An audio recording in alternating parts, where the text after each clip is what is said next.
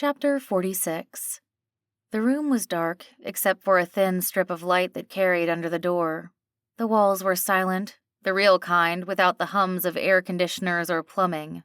Alicia sat on the floor, her back against a pile of cleaning cloths. Her knees were bent, and her hands wrapped around her legs, pulling them to her chest. Kenny was in another part of the palace being cleaned and dressed. She had left him with Cedar as she slipped away, needing a moment to compose herself. She had opened doors at random, startling staff she had yet to meet, until she found the supply closet. Alicia felt comfort in the familiarity of cleaning supplies shoved in a room. She walked in, closed the door, and broke down. It started as shaking, all the adrenaline leaving her system. Then there was crying with muffled sobs. She wanted to scream and shout, but too many people would hear her, so she let it out as quietly as possible. When the worst of the repressed fear and anxiety had leaked from her, she sat clutching her knees, basking in the silence. She knew that she did not have much longer.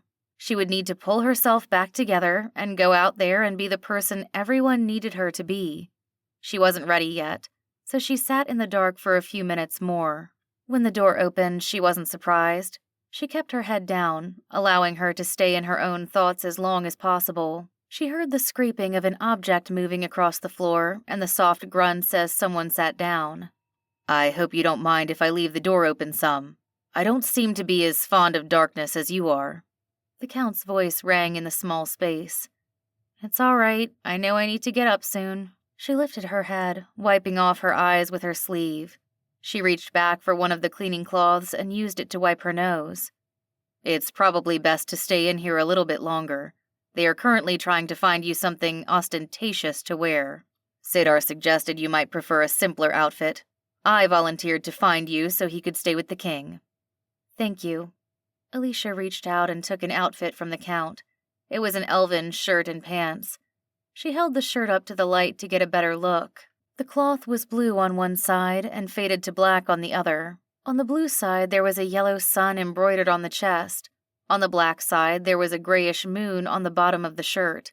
When the shirt was tied on, they would overlap each other. Alicia ran her fingers over the embroidery, marveling at the quality. "Well, it can't be too simple," the Count said. "You are the regent, after all. I acquired them from a noble who was more than happy to provide them. He will, of course, want a personal audience with you at a later date." "This is perfect. Thank you again. I will change and meet you out there in a minute." When the Count didn't move, Alicia turned towards him, looking at him for the first time since the warehouse. He was wearing the same robe, only slightly unkempt. His eyes were trained on the ground, and she used the time to really look at him.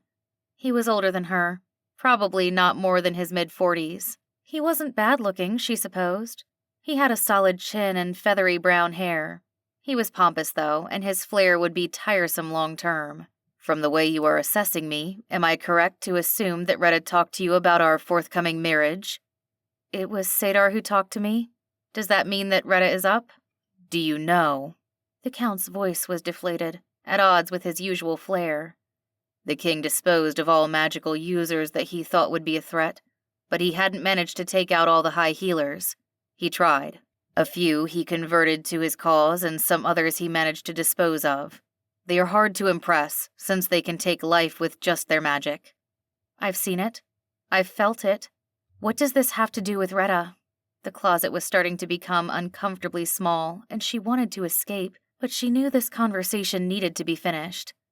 "Oh yes. There are 3 high healers here, and they fixed your friend up quite nicely. I believe the king has already learned a few things from them." His voice had returned to his normal joviality, but it felt forced. "Do you want to marry me?" Alicia blurted out. "Cedar mentioned you like to get straight to the point. I will do what I need to do for my kingdom. That is what is important." It was such an evasive answer that Alicia wasn't sure how to respond. She knew she was missing something, but she wasn't sure what it was. "I don't even know your name." Her voice came out smaller than she intended. "My title name is Count Hegefield, but my given name is Jadens." "In my head I just called you Count." She knew it was a lame thing to say as soon as it came out, but she was still nervous around him, and communicating was difficult. "Well, I suppose if we are married, it is probably best to call me by my given name." The conversation tapered off, and they both sat in awkward silence before Alicia thought of something else to say. I should probably know more about you than just your name. What would you like to know? Did you lose someone? You don't have to answer if it's too much.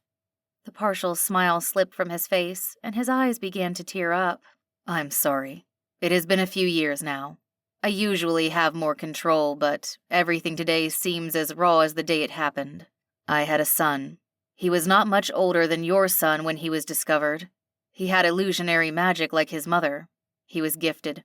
So gifted that he was part of a group to visit the human world. He was the youngest one to go and train.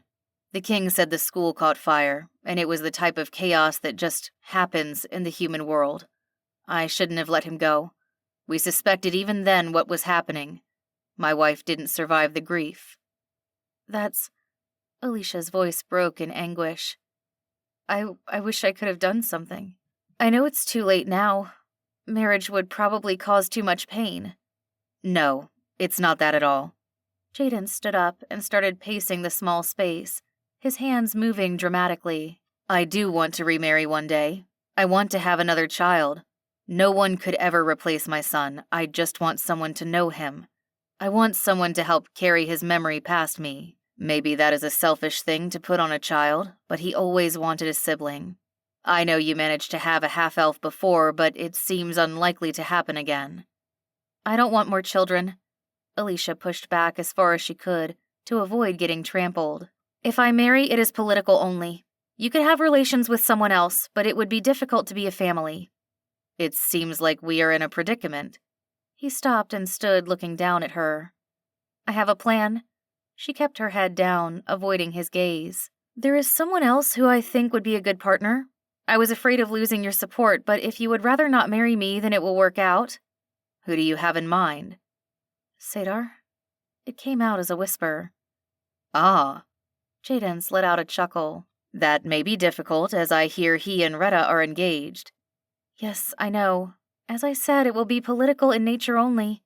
I have no desire to ever consummate the marriage. He and Retta can continue their relationship. How does he feel about this? I figured it was best not to give him much of a choice,